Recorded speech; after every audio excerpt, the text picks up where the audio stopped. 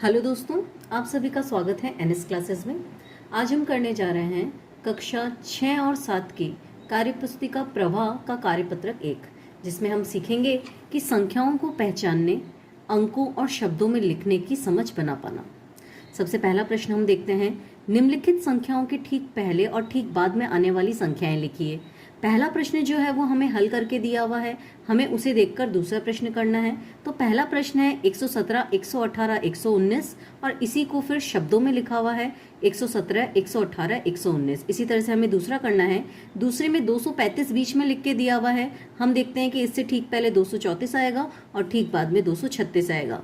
फिर हमें इसे अंकों में हम कर चुके हैं, हमें इसे शब्दों में लिखना है। तो हम लिख देंगे 234, 235 और 236। इसी तरह से तीसरे प्रश्न में 909 हमें दिया है। 909 से पहले आ जाएगा 908 और उसके बाद में आ जाएगा 910। इसी तरह से शब्दों में 908 और 910।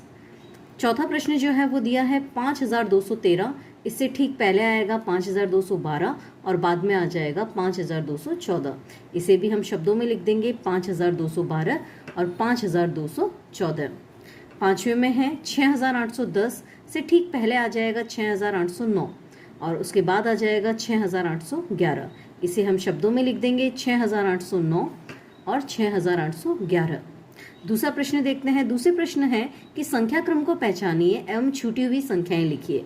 पहला प्रश्न है 915, 916, 917।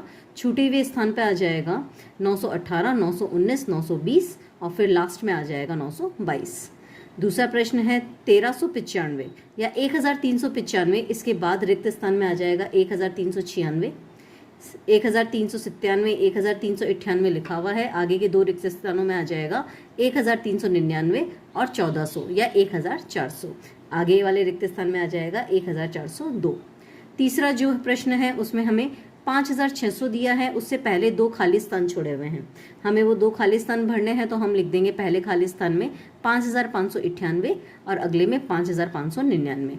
इसी क्रम में आगे चलते हैं तो रिक्त स्थान में हमारे आ जाएगा 5602, 5603 और लास्ट में हमें दिया हुआ है 5604।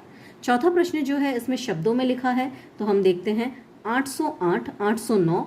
खाली स्थान में आएगा 810, 811। फिर खाली स्थान में आएगा 812, 813। इसी क्रम में 814, 815 और 816। पांचवें प्रश्न में 1538, 1539, 1540, 1541। इसी क्रम में आगे बढ़ें तो 1542, 1543 और लास्ट में हमें दिया है 1544। तीसरा प्रश्न है हमें रिक्त स्थानों की पूर्ति करनी है। पहला प्रश्न हमें हल करके दिया है, वो लिख रहा है 798। दूसरा प्रश्न जो है उसमें हमें इकाई, दहाई, सैकड़ा, हजार और 10,000 की संख्याओं को देखते हुए इधर रिक्त स्थानों की पूर्ति करनी है। तो हम देखते हैं 9000 पे दिया हुआ है, 100 यानी सैकड़ा के स्थान पे 1 दिया हुआ है, इसलिए रिक्त स्थान में भर देंगे 1 और इकाई और दहाई दोनों को मिलाकर हम पीछे लिख देंगे 72।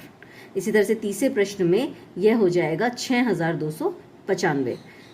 चौथा जो प्रश्न है इसमें हमें शब्दों में दिया है, हमें अंकों में लिखना है। तो हम देखते हैं 1000 के अंदर आ जाएगा 4, क्योंकि 4000 लिखा हुआ है। फिर 430 है तो 100 4 के पीछे आ रहा है, इसलिए सैकड़ा के स्थान पे भी 4 आ जाएगा और लास्ट में इकाई और दहाई दोनों को मिलाकर हम 30 लिख देंगे। इसी तरह से पांचवें प्रश्न में आधा अंकों वाला भी लिखना है और आधा शब्दों वाला भी लिखना है। तो पहले हम शब्दों से अंकों वाला बनाते हैं। तो हमें दिया है 2300, तो हम यहाँ पर 1000 की जगह 2, सैकड़ा में 3 लिख देंगे। आगे हम देखते हैं इकाई और दहाई दोनों का अंक मिलाकर 15 बन रहा है, इसलिए यहाँ रिक्त स्थान में 15 लिख देंगे।